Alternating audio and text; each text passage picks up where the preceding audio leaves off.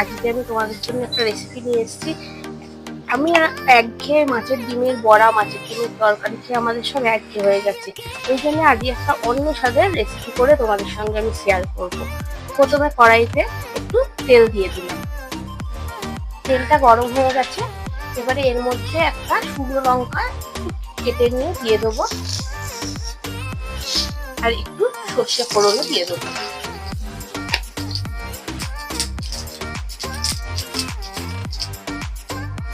ফোড়নটা হয়ে গেছে। এবারে মাছের ডিমগুলোকে একটু নুন আর হলুদ মাখিয়ে রেখেছি, দিয়ে কড়াইতে দিয়ে দেবো, দিয়ে এটাকে ভালো করে ভাজা ভাজা করে দিতে হবে।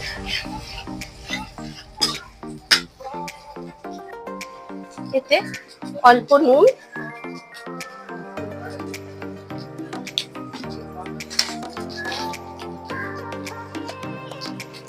একটু হলুদ গুঁড়ো দিয়ে ভালো করে আবার নিয়ে নিতে হবে।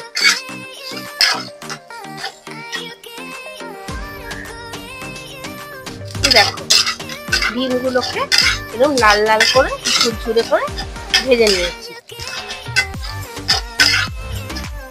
এবারে আমি আগে থেকে পাকা তেঁতুলকে ভালো করে জল দিয়ে গুলে তেঁতুলের কাঠ বার করে রেখেছি, এর মধ্যে সেটা দিয়ে দেবো।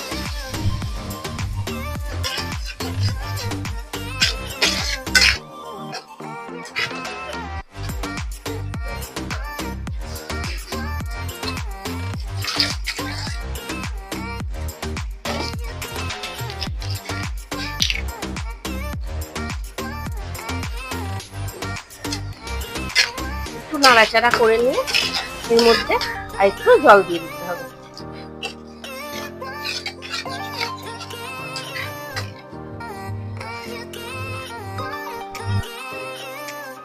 ফুটে ওঠার পর এর মধ্যে একটু চিনি দিয়ে দিতে হবে।